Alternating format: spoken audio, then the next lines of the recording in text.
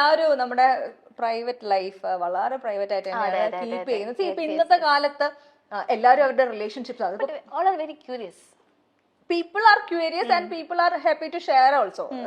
ബാക്കിയുള്ളവരെ കാണിക്കാനും അവരുടെ ഒരു എന്താ പറയാ ഡേറ്റിംഗ് ലൈഫും റിലേഷൻഷിപ്പും ഒക്കെ വളരെ ക്ലിയർ ആയിട്ട് സോഷ്യൽ മീഡിയ കാണിക്കുന്ന ഒരു രീതിയും കൂടെ ഉണ്ട്. പക്ഷെ ഈ കാലത്തിനനുസരിച്ചുള്ള ഒരു രീതിയിലല്ലാതെ വളരെ പ്രൈവറ്റ് ആയിട്ടാണ് പ്രൈവറ്റ് ലൈഫ് കീപ്പ് ചെയ്യുന്നത്. അതിനുള്ള കാരണം അത് വളരെ സ്വാഭാവികമായിട്ട് സംഭവിക്കുന്ന ഒരു കാര്യമാണ്. എനിക്ക് അങ്ങനെ എങ്ങനെ അത് പറയാ, ചില കാര്യങ്ങൾ നമ്മുടെ മനസ്സിന് സന്തോഷം തരുന്ന ചില കാര്യങ്ങൾ നമ്മളിങ്ങനെ ഒരു മുത്ത് സൂക്ഷിക്കുന്നത് ഇങ്ങനെ സൂക്ഷിക്കത്തില്ലേ, അപ്പൊ അങ്ങനെ ഒരു സംഗതിയാണെന്ന് വേണമെങ്കിൽ മാത്രമായി സൂക്ഷിക്കാന്നുള്ളത്. അതെ അതെ അതെ അതെ അതെ അതെ. ഒരു പരിധിക്കപ്പുറം ഇല്ല വേണ്ടെന്നാണ് എൻ്റെ ഒരു ആഗ്രഹം. അങ്ങനെ ഇരിക്കണം എന്നാണ് എൻ്റെ ഒരു ആഗ്രഹം. അറിയില്ല, കല്യാണത്തിനെ പറ്റിയുള്ള വാർത്തകളൊക്കെ കുറെ വന്നിരുന്നു. എൻഗേജ്മെന്റ് കഴിഞ്ഞു അങ്ങനെയുള്ള. അപ്പം അതിലൊക്കെ എന്തെങ്കിലും സത്യസന്ധമായിട്ടുള്ള കാര്യമാണോ ആ വന്നിരിക്കുന്ന ന്യൂസുകളൊക്കെ? ഞാൻ അതിനെ കുറിച്ചൊക്കെ പിന്നീട് പറയാം, ഇപ്പൊ പറയാൻ സമയമായിട്ടില്ല. ഓക്കെ, അപ്പൊ നമ്മൾ moving on to the next thing. അടുത്ത പക്കം. ഓക്കെ, വളരെ സിമ്പിൾ ആണ്, വളരെ ഈസി ആയിട്ട് ചെയ്യാൻ പറ്റും. മ്യൂസിക് സെഗ്മെന്റ് ആണ്. ഇംഗ്ലീഷ് വാക്കുകൾ ഉപയോഗിക്കാത്ത ഒരു പാട്ട് പാടുക. മലയാളം പാട്ട് പാടിയപോലെ? ഞാൻ പറഞ്ഞു വളരെ സിമ്പിൾ ആയി പോയി ക്വസ്റ്റ്യൻ എഴുതിയപ്പോഴേ. അതെന്തപ്പോ അങ്ങനെ ഒരു ചോദ്യം? ഏത് പാട്ടാണ്? പഴയ പാട്ട്. പക്ഷെ പാടാൻ എനിക്കുണ്ട് കേട്ടാ. കുഴപ്പമില്ല, പറ്റുന്ന രീതിയിൽ പാടാ. കടലിന്നഗാധമാം നീലിമയിൽ കമനിലിൻ ഹൃദയത്തിനാഴത്തിലാരും അറിയാതെ കാത്തുവച്ചതേതുരാഗം അരുമയാം അനുരാഗ പത്മരാഗം. പത്മരാഗമാണോ? അതാണ് കൺഫ്യൂഷൻ. അതാണ് ഒരു കൺഫ്യൂഷൻ, മനസ്സിലായില്ലേ? സത്യം സത്യം. അതെ അതെ അതെ. അപ്പൊ എന്തായാലും ഈ പാട്ടിൽ എന്തായാലും മുത്തുപോലെ പവിഴം വാക്കുകൾ പറഞ്ഞുതരാനേ പറ്റുള്ളൂ. അവിടെയാണ് കൺഫ്യൂഷൻ വരുന്നത്. പത്മരാഗം, സ്വർഗരാഗം. അതെ അതെ, നമ്മൾ എന്നും കേൾക്കുന്ന പാട്ടാണെങ്കിലും പറഞ്ഞു വരുമ്പോഴത്തേക്കും അതാണോ ഇതാണോ എന്നൊരു സംശയം വരും. ഓക്കെ, അപ്പൊ സക്സസ്ഫുള്ളി കംപ്ലീറ്റഡ് അത് വൺ ഓൾസോ. അപ്പൊ അടുത്ത ചക്കം. സ്വന്തം മുഖത്തോട് സാദൃശ്യമുള്ള ഒരാളെ കണ്ടുമുട്ടിയിട്ടുണ്ട്. കണ്ടുമുട്ടിയിട്ടുണ്ടോ എന്ന് വെച്ചാൽ എനിക്ക് നമുക്ക് കണ്ടാ അങ്ങനെ പെട്ടെന്ന് പിടിയിട്ടത്തില്ല. അങ്ങനെ ഡിറ്റോ സാദൃശ്യമുള്ള ആളെ കണ്ടുമുട്ടിയിട്ടൊന്നുമില്ല. പിന്നെ ഒത്തിരി പേര് ഓൺലൈനിലും ഒക്കെ, പിന്നെ ഇപ്പൊ കൊളീഗ്സ് കൂടെ വർക്ക് ചെയ്യുന്ന കൊളീഗ്സ് ഒക്കെ ഇങ്ങനെ ആളെ പോലെ ഇരിക്കുന്നെന്ന് പറയാം. അങ്ങനെ കുറെ പേരുടെ പേര് പറഞ്ഞിട്ടുണ്ട്. അങ്ങനെ എനിക്കും തോന്നിയിട്ടുള്ള ഒരാളാണ്. നേരിട്ട് കാണുന്നതിനേക്കാൾ കൂടുതൽ നമ്മള് സ്ക്രീനിൽ കാണുമ്പോൾ ഭയങ്കരമായിട്ട് സിമിലാരിറ്റി തോന്നിയിട്ടുള്ള ആക്ട്രസ് ഒക്കെ ഉണ്ട്. അതെ അതെ അതെ. ഏറ്റവും കൂടുതൽ കേൾക്കുന്ന ആരുമായിട്ടുള്ള ഏറ്റവും കൂടുതൽ ഇപ്പൊ കേൾക്കുന്നത് നമ്മുടെ പാൻ ഇന്ത്യൻ സ്റ്റാർ ക്യൂട്ട്നെസിന്റെ. അതെ അതെ അതെ അതെ അതെ.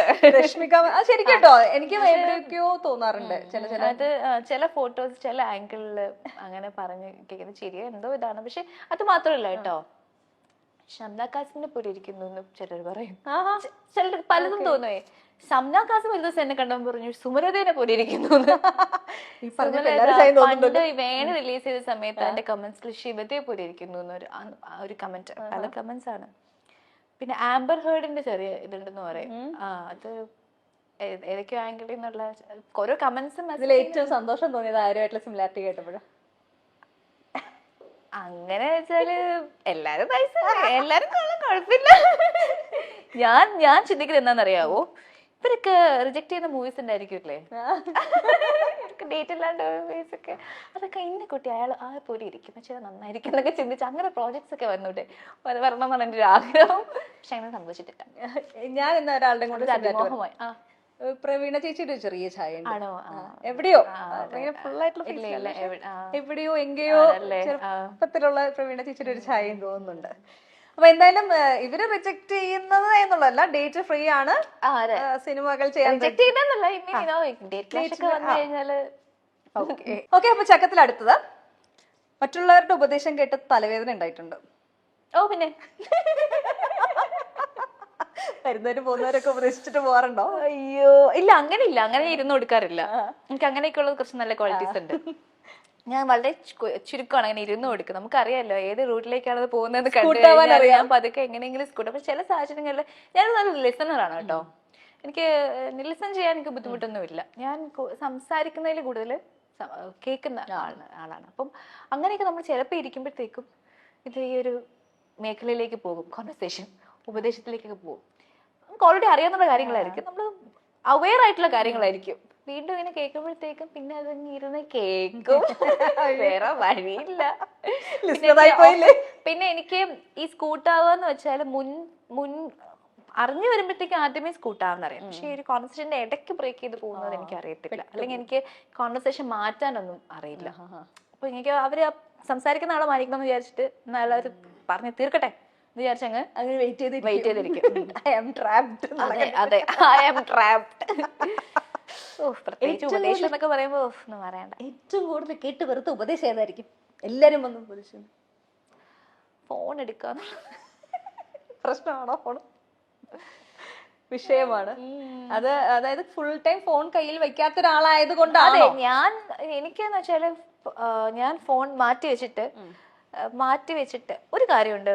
അതായത് എനിക്ക് ഒന്നാമത്തെ ഞാൻ ഒരാളോട് ഞാൻ നല്ല മൂഡിൽ സംസാരിക്കാൻ നല്ലതായിട്ട് ഇരിക്കുന്ന സമയത്ത് ഞാൻ സംസാരിക്കത്തുള്ളൂ. ഇപ്പൊ എൻക്വയറി ആണെങ്കിലും എന്താണെങ്കിലും മൂഡ് മാറ്റേഴ്സ്. പിന്നെ ചില ആൾക്കാർ ഒരാളോട് സംസാരിച്ചപ്പോൾ കുറച്ച് അധികം നേരം ആയി കഴിഞ്ഞാൽ ഞാൻ അങ്ങ് സാച്ചുറേറ്റഡ് ആയി പോകും. അപ്പൊ എനിക്കിനി വേറൊരാളോട് സംസാരിക്കാനുള്ള എനർജി കാണില്ല. അപ്പൊ ഞാൻ ഫോൺ അവിടെ വെച്ചിട്ട് ഞാൻ എന്റെ വഴിക്ക് പോകും. ആ സമയത്തായിരിക്കും കുറെ കോൾസും കാര്യങ്ങളും വരുന്നത്. ചിലപ്പോൾ എനിക്ക് മാനേജ് ചെയ്യാൻ പറ്റാത്തപ്പോഴാണ് തിരികെ. പക്ഷെ അതൊക്കെ ഒരുപാട് പേർക്ക് അത് ഹേർട്ടായിട്ടുണ്ട്, വിഷമമായിട്ടുണ്ട്, നമ്മളത് പിണങ്ങിയിരിക്കുന്നവരുണ്ട്. അതെ, ചിലരൊക്കെ നന്നായിട്ട് അണ്ടർസ്റ്റാൻഡ് ചെയ്യുന്ന ആൾക്കാരും ഉണ്ട്. അപ്പോ ഉപദേശം ഫോൺ സമയത്ത് ഫോൺ എടുക്കുക, ഫോളോ അപ്പ് ചെയ്യുക എന്നുള്ളതാണ് ഉപദേശം ഏറ്റവും കൂടുതൽ കേട്ടിട്ടുള്ളത്. പിന്നെ ഇത് തന്നെയാണ് കരിയർ വൈസ് ഉപദേശമൊക്കെ ആരെങ്കിലൊക്കെ തരാറുണ്ടോ ഇടയ്ക്കിടയ്ക്ക്? അങ്ങനെ ചെയ്യണം, ഇങ്ങനെ ചെയ്യാൻ പാടില്ല എന്നൊക്കെ. അതൊക്കെ തരും. അത് തരാറുണ്ട് ഇൻ ദ സെൻസ് ഉണ്ട് ഇങ്ങനെ വേണം അങ്ങനെ വേണം എന്ന് പറയുന്നു. പക്ഷെ നമുക്കറിയാലോ നമുക്ക് എന്ത് വേണം എന്നുള്ളതിനെ കുറിച്ച് നമുക്കൊരു ഐഡിയ ഉണ്ടല്ലോ. അപ്പൊ ഞാൻ അതനുസരിച്ചാണ് പോകുന്നത്. ഇപ്പം സോഷ്യൽ മീഡിയയിൽ നമ്മളെ തന്നെ വിഷ്വൽസ് വരുന്ന സമയത്ത് അതിനകത്ത് പോസിറ്റീവ് ആയിട്ടുള്ളതും നെഗറ്റീവ് ആയിട്ടുള്ള കമന്റ്സും ഒരുപോലെ വരാം. അല്ലെങ്കിൽ ചിലപ്പോൾ നെഗറ്റീവിനായിരിക്കും കൂടുതൽ. ഒരാള് എന്തെങ്കിലും മോശമായിട്ട് പറഞ്ഞു തുടങ്ങി കഴിഞ്ഞാൽ പിന്നെ അത് കാട്ടുതീ പോലെ പടർന്ന് എല്ലാവരും അത് പറയാനുള്ള ഏറ്റെടുത്ത് പറയുന്ന ഒരു ട്രെൻഡ് ഉണ്ട്. അപ്പോൾ കഴിഞ്ഞ ദിവസം ഒരു ഇന്റർവ്യൂ, ഞാൻ ഡയാനയാണ് എൻ്റെ ഗസ്റ്റ് എന്നറിഞ്ഞപ്പോൾ ഞാൻ കുറച്ച് റെഫറൻസ് എടുക്കുമായിരുന്നു. അപ്പൊ അതിനകത്ത് ഒരു ഇന്റർവ്യൂല് മതത്തിനെ കുറിച്ച് പറയുന്നുണ്ടായിരുന്നു. സോ അപ്പൊ ആ പറഞ്ഞ വേർഡ് ഡിഫൈൻ ചെയ്യാൻ വേണ്ടി എടുത്തൊരു വേർഡിനെ ബേസ് ചെയ്ത് ആൾക്കാർ ഭയങ്കരമായിട്ട് നെഗറ്റീവ് പറയുന്നുണ്ടായിരുന്നു. സോ വളരെ സീരിയസ് ആയിട്ടുള്ള ഒരു വിഷയമാണ് മതം എന്ന് പറയുന്നത്. നമ്മൾ മതം നിഷ്കർഷിക്കുന്നതായിട്ടുള്ള കുറെ രീതികൾ നമ്മൾ ഫോളോ ചെയ്ത് പോകുന്ന ആൾക്കാരാണെങ്കിൽ പോലും നമ്മുടെ പ്രൊഫഷന് വേണ്ടി നമുക്ക് എപ്പോഴും കൃത്യമായ രീതികൾ ഫോളോ ചെയ്യാൻ പറ്റാതിരിക്കും. അപ്പൊ അങ്ങനത്തെ ഉള്ള സിറ്റുവേഷനിൽ വരുന്ന നെഗറ്റീവ്സിനെ എങ്ങനെയാണ് ഡീൽ ചെയ്യുന്നത്? ഞാൻ ആക്ച്വലി ഞാൻ ആ ഇന്റർവ്യൂവിന് താഴെ വന്നിരിക്കുന്ന കമന്റ്സ് ഞാൻ വായിച്ചിട്ടില്ല സത്യം പറഞ്ഞാൽ. ഞാൻ ആദ്യത്തെ 1-2 കമന്റ് വായിച്ചിട്ട് ഞാൻ അതിന് ശേഷം വായിക്കാൻ നിന്നിട്ടില്ല. അപ്പൊ എനിക്കറിയാം അത് വായിച്ചു കഴിഞ്ഞാൽ എനിക്ക് വിഷമാകും എന്നുള്ളത് കാര്യം എനിക്കറിയാം. പിന്നെ നമ്മൾ ഈ ഒരു ശരിക്കും നമ്മൾ ഈ മതം എന്നുള്ളൊരു വാക്ക് തന്നെ നമ്മൾ പറഞ്ഞല്ലോ, നമുക്കതിന് കിട്ടുന്ന റെസ്പോൺസ് ഭയങ്കര നമ്പർ ഓഫ് റെസ്പോൺസ് ഭയങ്കര ഹൈ ആയിരിക്കും. അത് ആൾക്കാരെ ഭയങ്കരമായിട്ട് പ്രൊവോക്ക് ചെയ്യുന്ന ഒന്നാണ്. നമ്മൾ നല്ലത് പറഞ്ഞാലും എന്തെങ്കിലും ആ വാക്ക് പറഞ്ഞാൽ മതി അതിങ്ങനെ വരും. അപ്പൊ ഞാനത് വളരെ കാഷ്വലായിട്ട് ഞാൻ സംസാരിച്ചു പോയൊരു വിഷയമാണ്. It's very important for me actually. എനിക്ക് വളരെ വിലപ്പെട്ടതാണ് എൻ്റെ വിശ്വാസങ്ങൾ. അപ്പോൾ അതിനെക്കുറിച്ച് ഞാൻ കാഷ്വൽ സംസാരിച്ചു പോയപ്പോഴത്തേക്കും അത് പല ആൾക്കാരെ വ്യാഖ്യാനിച്ചിരിക്കുന്നതും പല രീതിയിലാണ്.